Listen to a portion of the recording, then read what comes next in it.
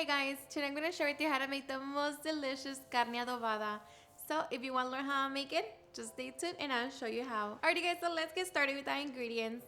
So for this recipe, we're going to need 3 pounds of pork shoulder, 1/4 of a cup of all-purpose flour, 8 New Mexico o Guajillo chili pods, 2 chile anchos, 2 chile chipoles in adobo sauce, half of an onion, 8 garlic cloves, 2 tablespoons of honey, 2 tablespoons of white vinegar, and all of our spices that will be listed in the description box. So these are ingredients. Now let's get started. Alright guys, so first we're going to begin by cutting our pork shoulder. And we're just going to be cutting it into small bite-sized pieces. Just cut it like that. And then into small little cubes. Just like that. And I like to remove some of the fat. So just make sure that you do that.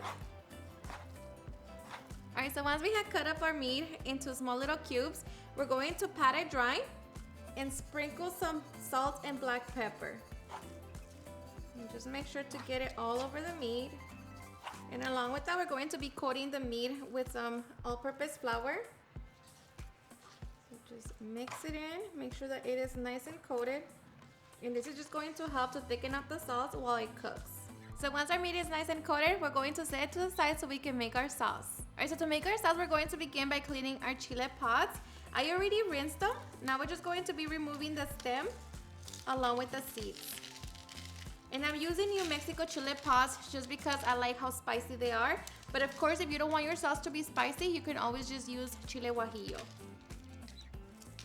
And use gloves if you need to.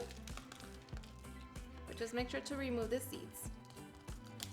Just like that. And the chile anchos are a little bit trickier just because they're a little harder. But just cut it open and remove the stem, and then the seeds will fall. And you want to open them so like that you make sure that there's no worms inside of them. But just like that. Okay, so once we have our chili pods, we're going to give them a quick rinse and then cover them with water. Okay, now set your saucepan over high heat and bring it to a boil. Okay, so once our chiles come to a full boil, we're going to turn it off and transfer them to our blender cup. Okay, so now we can get ready to make our sauce. Alright, so to our blender cup, we're also going to be adding our onion, garlic cloves, chipoles in adobo sauce, the white vinegar, 2 tablespoons of honey, along with our ground cumin, whole cloves, oregano, and 2 teaspoons of salt. We're going to be blending with 4 cups of water. I'm using 2 cups of the chile that we boiled. I'm using 2 cups of the water that we boiled our chiles in. And now we're just going to be blending until smooth. Okay, so as we have our adobo sauce, we're going to set it to the side so we can get ready to begin cooking. Alright, so I'm going to be setting my Dutch oven over high heat. To that, I'm going to be melting a little bit of bacon grease, or you can use lard or oil. But just allow it to get nice and hot. And once ready, begin to layer the meat. We're going to be doing this step in batches because we want to get our meat nice and seared.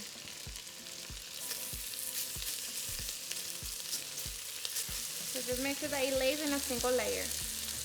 And this is what you want your meat to look like. So we're just going to give it a flip and allow the other side to get nice and seared as well. Okay, so once this batch is done, we're going to remove it from the pot.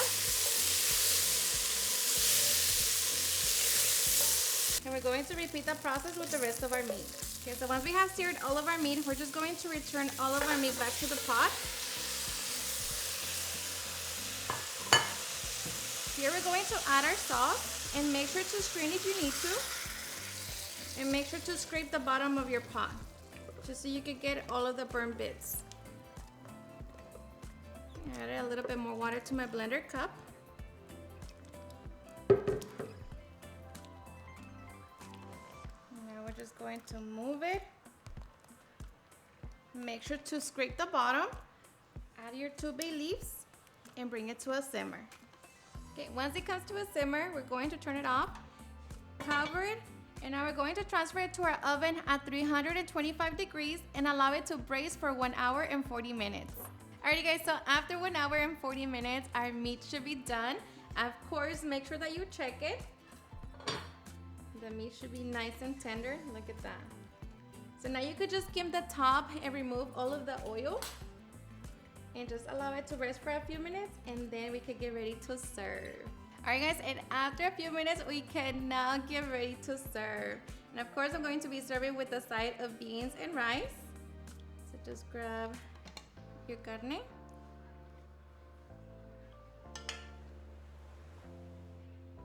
Just like that. And of course, we're going to enjoy it with some flour tortillas. Alrighty guys, and now for the best part, the taste test. Now let me tell you guys that I hope you give this recipe a try. This is seriously super easy to make. It's so delicious.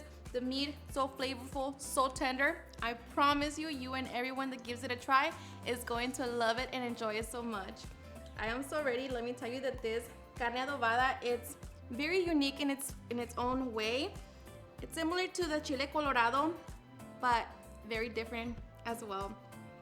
I am so ready. Let me tell you, that chilito, the carnita, everything is just so perfect. Hope you give it a try and enjoy it just as much. Cheers and enjoy.